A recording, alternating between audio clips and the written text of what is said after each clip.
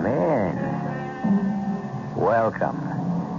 I'm E.G. Marshall. I suppose one must consider Hamlet William Shakespeare's greatest play.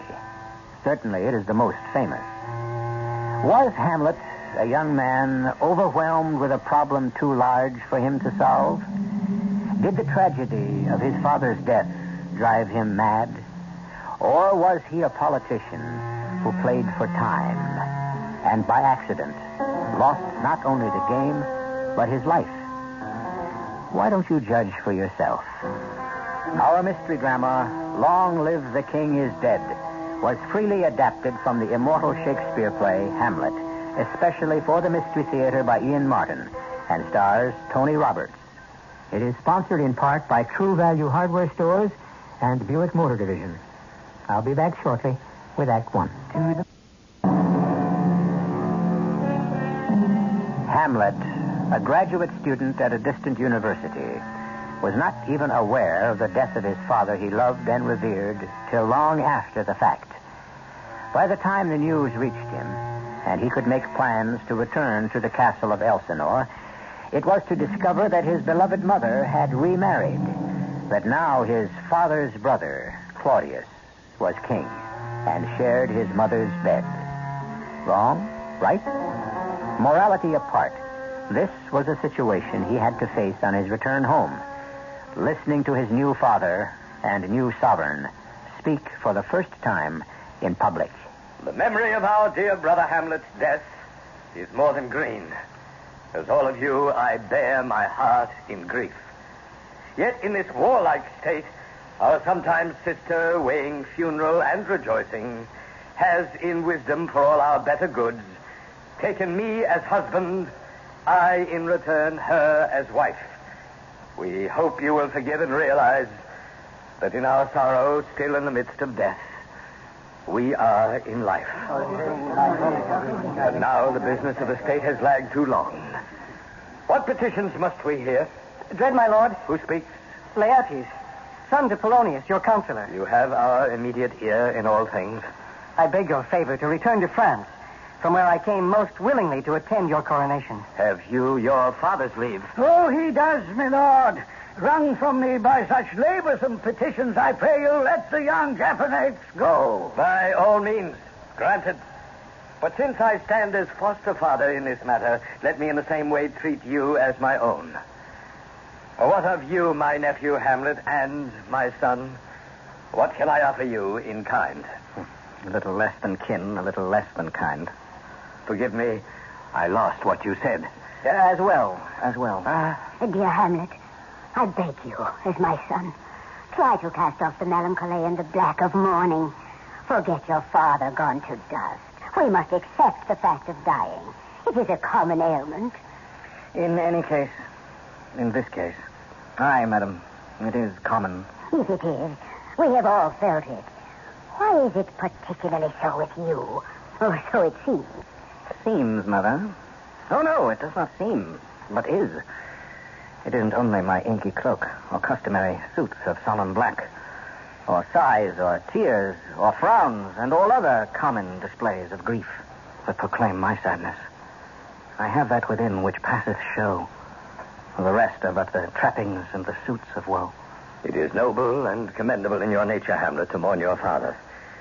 But we must mourn in reason. If I may serve in some sense, think of me as father. You, a poor substitute, but at least your father's brother. I would not ask you except what, Uncle? For many reasons, I would urge you not to return to school in Wittenberg, but to stay here for your mother's sake and mine. Dear Hamlet, let me add my prayer to that. I shall, in all my best, obey you, madam. Why, there's a fair reply, and loving, too. I promise you that you are as myself in Denmark. Do you agree, Gertrude? Of course, dear husband. I cannot tell you, son, how happy your agreement with your mother's wish and mine has made us. Now, at last, perhaps Denmark can smile again, and we may bring some laughter back to court.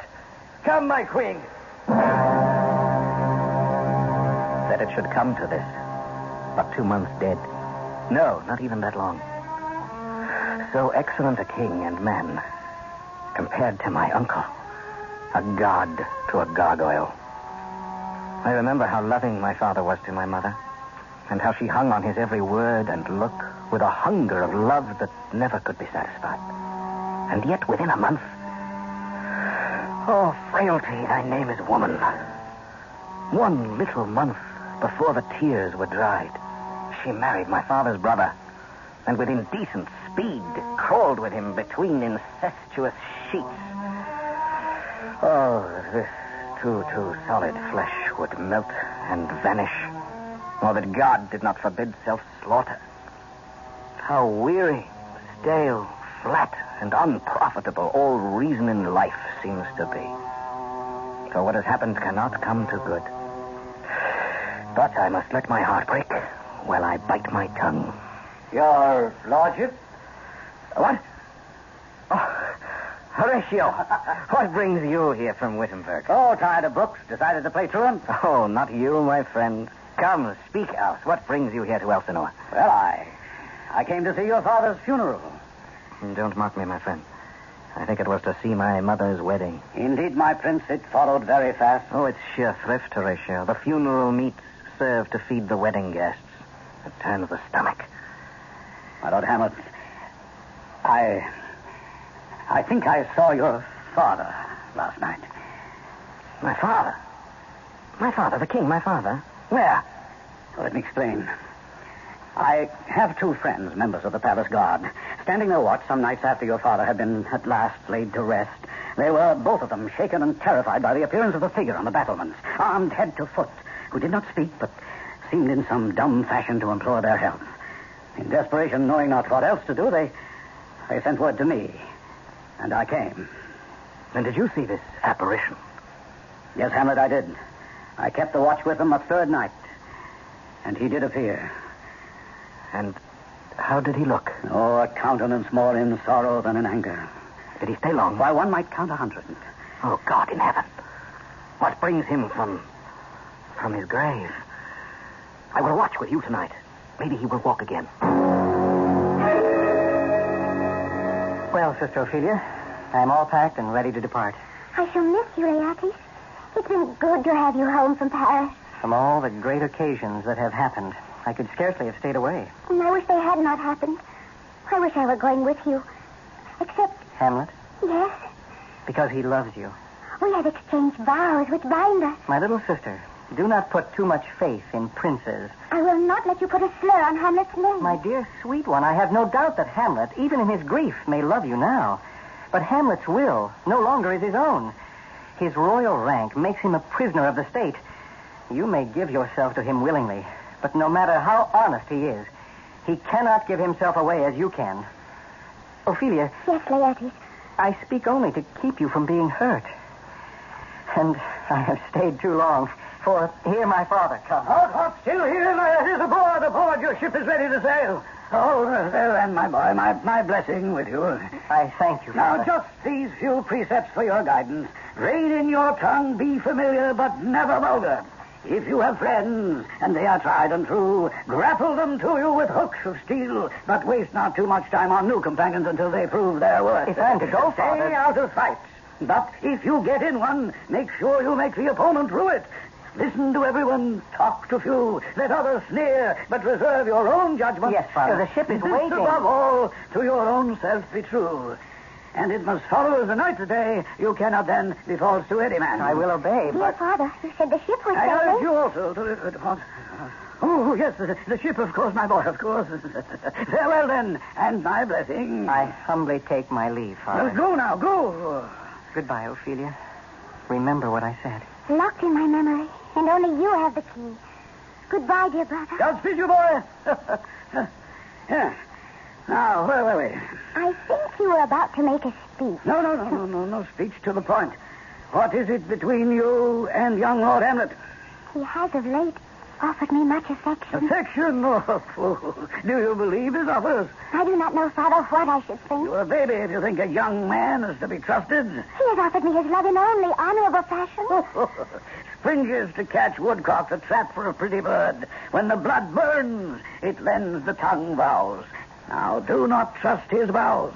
I order you from this time forth, Ophelia, to avoid meeting him or seeing him alone. The air bites at the bones, Horatio. It is very cold. Aye, colder even than the wind. What's the hour? It just struck 12. I didn't hear it. This is the time when the ghost will walk. Look, my lord. The spectre comes. Angels and ministers of grace defend us. Are you my father? King. Royal Dane. Oh, answer me. He beckons you to go with it. I'll follow. No, you cannot go. Unhand me, friend or not, I'll make a ghost of you. Lead on, spirit. I'll follow you. I'll go no further. Speak. I am your father's spirit. If ever you loved me, revenge my murder. Murder? Oh, my prophetic soul. My uncle. My custom, you remember, was to rest by afternoon in the garden shade. While sleeping there, my loving brother stole upon me, poured the lethal heavenon in my ear. In one convulsive gasp, the poison strangled the breath of life and stilled my heart. So I lost and he gained in one twisted moment of my dying agony. My queen, my crown, and my untimely death. And I was cut off full of sin and sent to my account unshriven, unanointed, and unhallowed. Now, fare you well. My time in the glowworm's pale nightlife is fading fast. Adieu, my son. Adieu. Remember me. Remember thee. Yes. From the tables of my memory, I'll wipe away all trivial, fond records.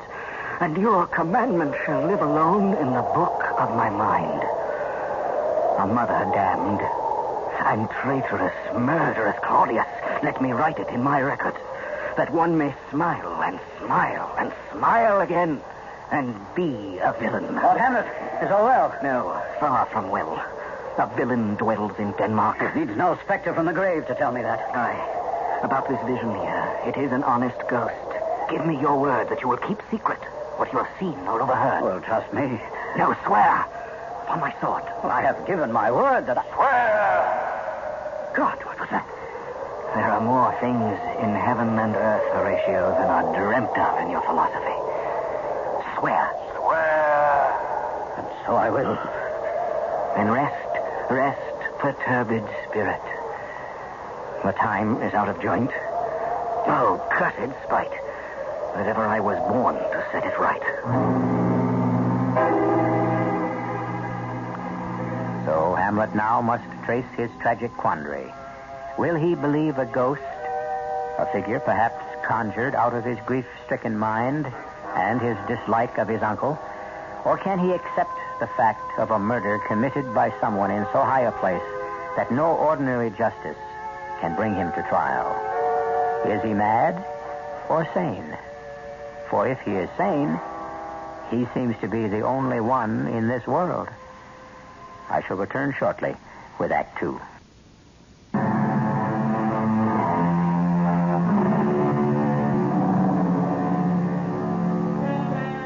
Hamlet is not the only one assailed by doubts. Claudius' conscience is disturbing him, and he is afraid of Hamlet as a threat to his uneasy throne. He is more and more frantic to find out what Hamlet's thoughts are, and to this end, he brings to court two friends of Hamlet's from younger days, Rosencrantz and Guildenstern, and using their venal nature and ambition for advancement, makes them spies. Nor is he above trying to use his doddering old chamberlain Polonius, and through him, his daughter Ophelia, as informants. What is this of my nephew Hamlet that you wish to speak, Polonius? Why, good me liege, that only yesterday he came upon her in the closet where she sat sewing, and with her face as white as his shirt, he seized her by the wrist, stared at her face as if he would memorize every feature, and then, with the look of a man who has gazed on hell, backed slowly out of the room, his eyes never leaving her face. Most strange behavior. Madam, your son is mad. Mad? Oh, yes, 'tis true. To wit and by your leave, because, you see, I have a daughter. As well we know. A dutiful daughter who has given me this. This is a letter from Hamlet? Yes, to my daughter, as will be revealed. Doubt thou the stars afire, doubt that the sun doth move, doubt truth to be a liar, but never doubt thy love. Oh, dear Ophelia, I have no art to reckon my unrelenting sorrow, but that I still love you best, believe me, Hamlet. Now, this letter from obedience my daughter showed me. And how does she receive his love? Oh, Lord Hamlet is a prince above her station. Thus she must lock herself away from him, refuse his company, receive no token. And do you think this has driven him mad, How can we try this further? My lord, may I suggest we could arrange a meeting between my daughter and him, while you and I, or madam, might hide behind the tapestry that drapes the wall. By God, we'll try it. My poor sad son approaches. Then we can make a first assessment. Now, quickly, your majesties, hide yourselves away, and let me intercept him. Come quickly, Gertrude. Well, God have mercy. Look who's here. Oh, you know he's I. Oh, very well. You sell fish? Not I. Oh, it's a pity. I wish you were so honorable a man. Have you a daughter? I have. Oh, keep her out of the sun. Light is the father of conception, but not the way you'd like your daughter to conceive. Guard her. Still harping on Ophelia. And you see the man of wit, my lord. What are you reading? Words. But what is the matter? Between whom? I mean, what is the subject of what you read? Oh, slanders, sir. For here this satirist says that old men have wrinkled faces, a lack of wit, and woefully weak legs, which is not fair, you see, since you could be as old as I am if, like a crab, you could go backwards. Though this is madness, there is method in it. Will you walk with me into the air, my lord? Into my grave? Yes, indeed, that is out of the air. But my lord, may I most humbly take my leave of you? You cannot, sir, take from me anything I will more willingly part with. Except my life. Fare you well, Lord Hamlet.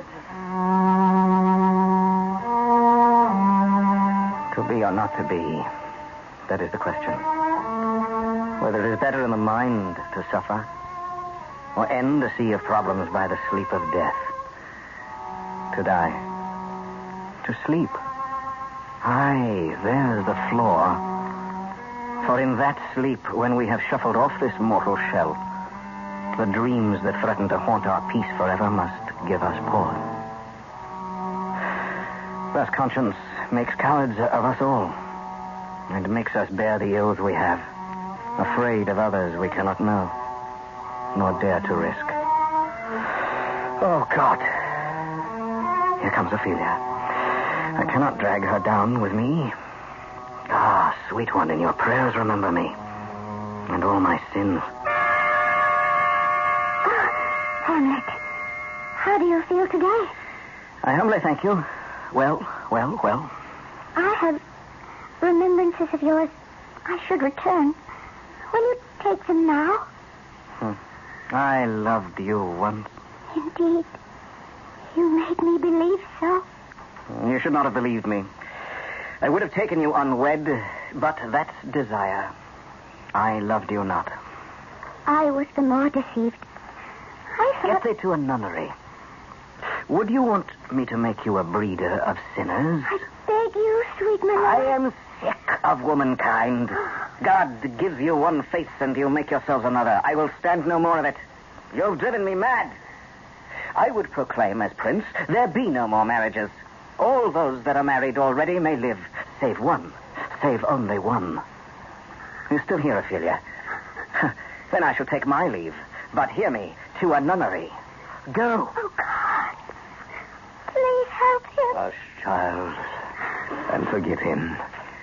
He's not in his senses. Just mad, raving mad. I wonder. Your Majesty and Father, to see such a noble mind overthrown, it breaks my heart to see him as he is. Take her away. Come, child. We shall weep our tears together. Well, you see, my king, quite mad, quite mad. But what I heard him speak was not like madness. I think his purpose different, although I'm not sure what it is. I still think his grief is from neglected love. Can we not try once more? Try what? Well, the players are here, and all will be bustle for tomorrow's entertainment. But by the day following, if you hold it fit, let Hamlet meet with the queen, his mother, and let her chide him and entreat him to tell her what casts him down. I shall be hidden behind the curtain, unknown to them, and will report their conference. Yes. Yes, it shall be so. Madness in anyone great enough to shake the throne must never unwatched go. Polonius, I hear the players are to be here. Why, so they are. Will you come to the play? No. More than that, I would like to talk to them. They are old friends and might lift my spirits. Well, then relief is not far away, for here they come. You are welcome, masters. You are welcome all. I am glad to see you. You, sir. You are disguised in the face since I saw you last. Did you come to beard me in Denmark? This beard is better covering than the wrinkles age has put on my face. It suits you well. How good to see you. Let's not wait for tonight, but give me a foretaste now. Let me have, my favorite speech. What one is that, my lord? It begins, as I remember, the rugged Pyrrhus, he whose sabled arms, black as his purpose, did the night resemble? Yes, that's it. Let's have it all. Did the night resemble when he lay couched in the ominous horse, hath now his black and dreadful complexion.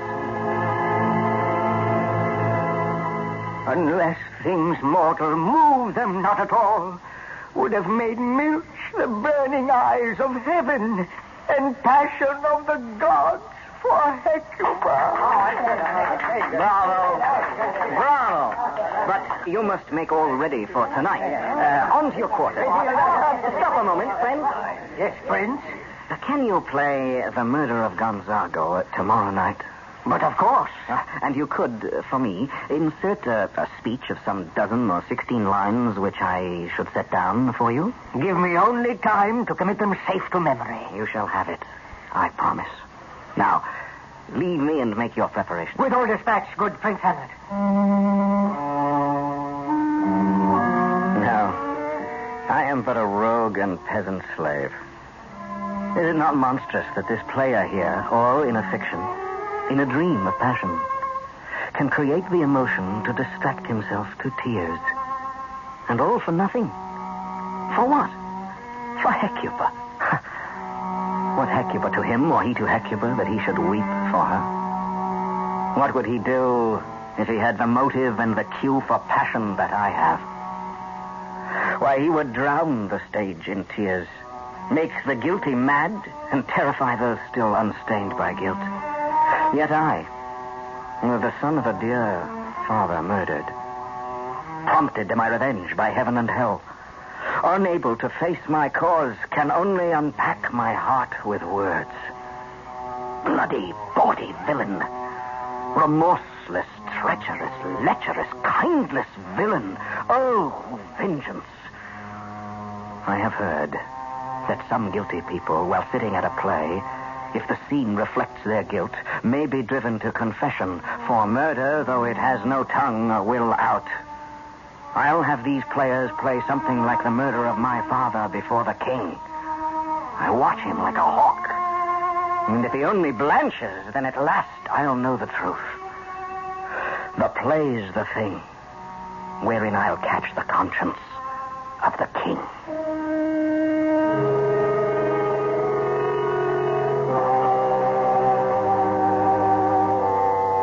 At last, it seems, young Hamlet has, in the words of Lady Macbeth, screwed his courage to the sticking point. But if this last proof of the murder of his father is presented to him, he still must face a terrible problem: how to exact his revenge. I shall return shortly with Act 3.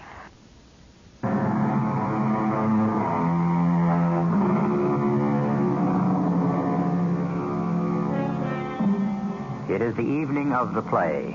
About the dais where the play will be performed are seated Ophelia, Polonius, Horatio, Rosencrantz, Guildenstern, and all the nobles of the court and their attendants. An expectant buzz fills the hall. And beside the empty seats saved for Hamlet, his friend Horatio sits in some excitement, since, as a soldier, a play is a new experience for him. Now, as they wait, Hamlet turns to the player who will enact the king. Speak the speech, I pray you, trippingly on the tongue. Don't mouth it, as some of our players do, or saw the air with your hands. You have the words I wrote. I have indeed, Your Honor. Good. Be not too tame, though. Let your discretion judge that. Suit the action to the word to the action. The whole purpose of the actor is to hold the mirror up to nature. That should be the first and last end, for it overdoes... Here come the king and queen. While I take my seat, make ready.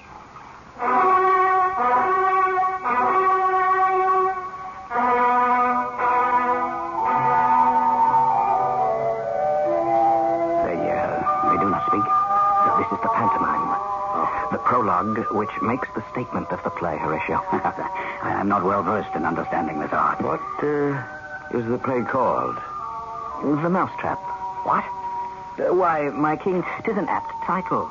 This is the image of a play done in Vienna. Gonzago is the duke, his wife Batista, and sure it's a knavish piece of work. Come, begin.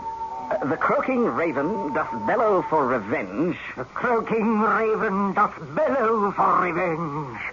Thoughts black, hands apt, drugs fit, and time agreeing. Confederate season, else no creature seen. Thou mixture rank. You see, my king, or will see, how he poisons him in the garden. Then later wins the love of Gonzago's wife. Unwholesome life you sap immediately. So pour I the deadly poison in his ear! Give all the play!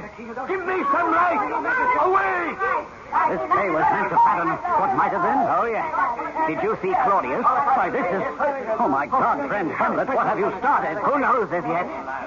Yes, what now? Oh, dear, the Queen, my lord, is most disturbed and would like to speak with you. Then go and tell my mother I will come to her by and by, and leave me all, even you, Horatio. It is now the very witching time of night, when churchyards yawn, and hell itself breathes out contagion to this world. Now could I drink hot blood, I will go to my mother, and will be cruel, but not unnatural. I will speak daggers to her, but use none. As for Claudius, his days are numbered. Lord Hamlet is on the way. I will conceal myself behind the curtain. Is this right? It is what the king commands. Now, mark you, throw him out. Be round with him. Mother! Mother! Don't be afraid. But I hear him coming. Hide yourself. Well, mother, why have you called me here? Hamlet, you have your mother much offended. Mother, you have my father much offended. Have you forgotten who I am, my son? You are the queen, your husband's brother's wife, and would it were not so, you are my mother. If that is all you have to say to me, I will face you with others who can better defend me. Not till I set you up a glass wherein you may see the inmost part of you. What is in your mind? You will not murder me. Help! Help! Help! Who? In God's name, help! What's that? A rat in the curtained walls? Dead or a ducat? No! No! Oh, merciful heaven, I am slain. Oh, what have you done? I don't know. Is it the king? A senseless, bloody deed to run him through. A bloody deed, almost as bad, the good mother, as kill a king and marry with his brother. Kill a king? Aye, madam, 'twas my word. Oh. God, Polonius. You wretched, rash, intruding fool. I took you for another. Farewell. Stop wringing your hands, mother, and let me wring your heart. What have I done that you treat me so? Such an act that blurs the grace of all your life. What act? What do you blame me for? Look here upon this miniature around my neck, and upon the one you wear. My father, your husband, the counterfeit of two brothers. How could you step from this to this? How can you call it love? For at your age, wisdom should temper the body's urge. You lost a god and found a man so misshapen in his soul that even the most desperate old maid would turn from him in loathing. Oh, Hamlet, speak no more. You break my heart in two. Then throw away the worser part and live the purer. And when you are desirous to be blessed, I will blessing beg of you. But go not to my uncle's bed. As for this meddling fool, I'm sorry. I'll dispose of his remains. Hamlet, where is Polonius? In the dust, and his soul in heaven. Send your messengers there to seek him, and if they don't find him there, why, seek him in the other place yourself. Hamlet, you must be mad. For your own safety, then, we send you straight to England. The bark is ready, and your schoolmates, Rosencrantz and Guildenstern, will see you safe. To England? Aye, where else? Why, that remains to be seen. Will you wish us all safe return? Of course we do. You, mother, perhaps? But tell the king he should not worry. I doubt that we shall all return.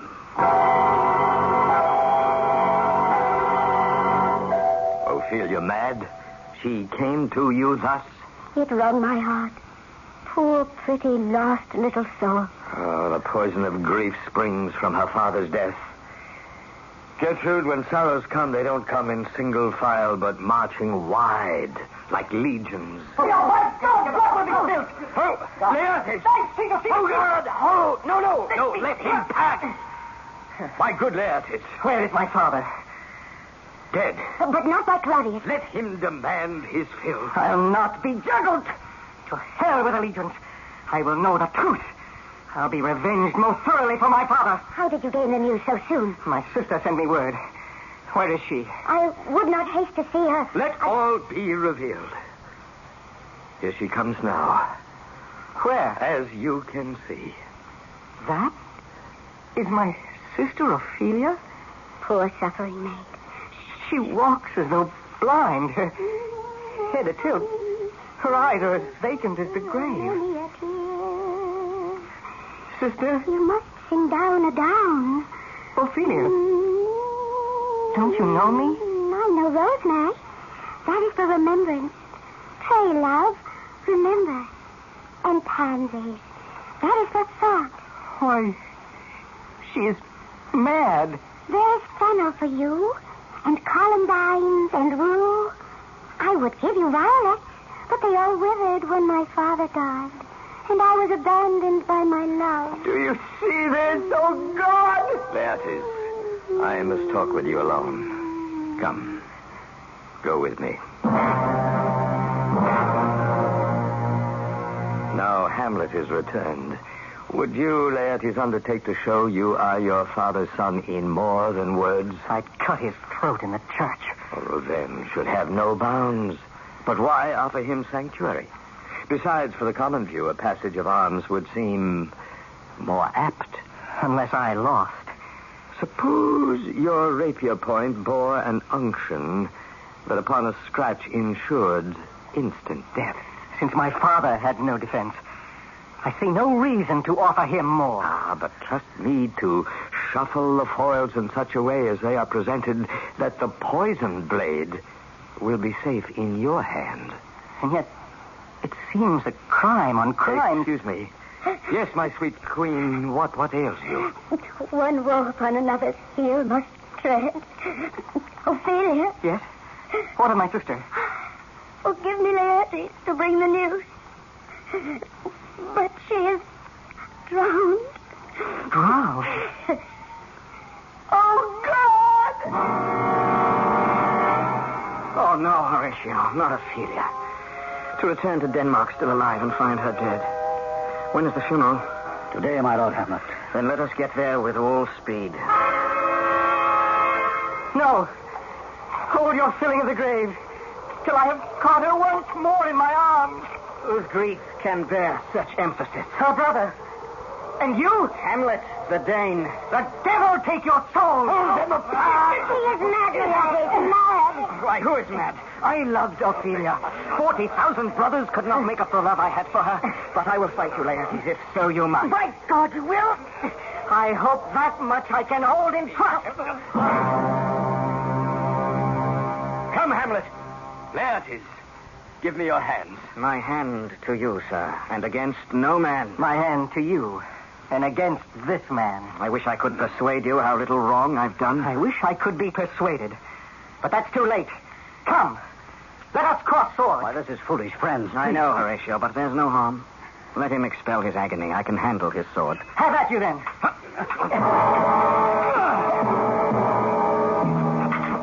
Here, a palpable hit. Well, again. Stay. Let us drink. Hamlet, take this cup. To your health. I'll play the bout first. Then I'll drink to you, my son. Oh, no, Gertrude, no. What is it, Mother? Die, Myrtle, die. Your skill at swordplay shall not save you. A thrust in my back. Why, damn you. Double damn. I'll wrest that vicious sword from you and return treachery for treachery. Fear not. It's but a passing wound. Not with the poison rapier you took from my hand. Poisoned? Then we are both. Oh, what was in that draught I took? The draft I put by, but I can see it all now. He put Claudius. He put the poison on my sword. And the poison in the drink. Oh. So, die, villain. Die. No, Hamlet. No. And if that's not enough, give me the cup. Open your mouth, tyrant. Swallow your own death potion. No. Hamlet, my prince, is it well with you? No. Ill, Horatio. How is it with the others? The queen is dead. Laertes is fast upon.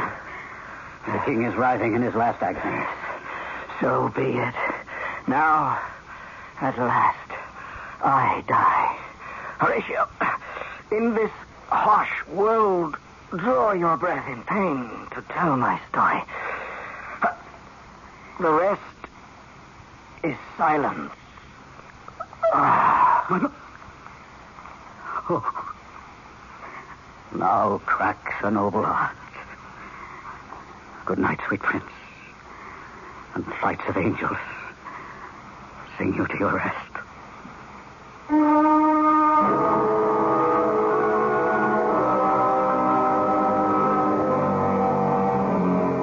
So died Hamlet, Prince of Denmark.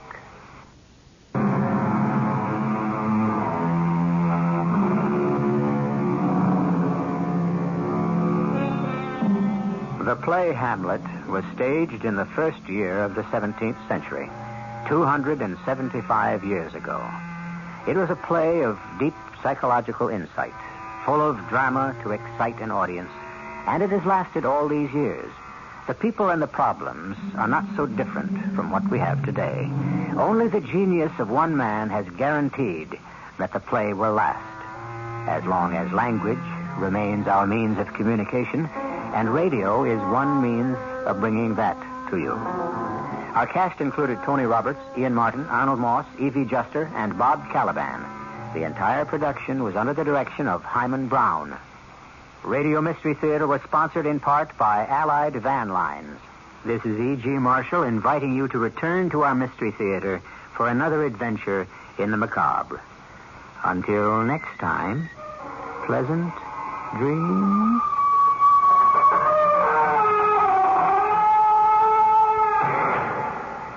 tonight's Mystery Theater program is furnished by CBS Radio and was brought to you in part by ShopRite Supermarkets. Stay tuned now for the news at 8 with John Scott on WOR New York. The nation may have a record wheat and corn crop this year. Senator Mansfield tells Vice President Rockefeller to clear the air in his dispute with Senator Jackson. And Secretary of State Kissinger takes off for Africa. It's 61 degrees in clear mid-Manhattan. The man says clear and cool tonight with a low of 45 to 50. Sunny tomorrow with the highs in the upper 60s. This is...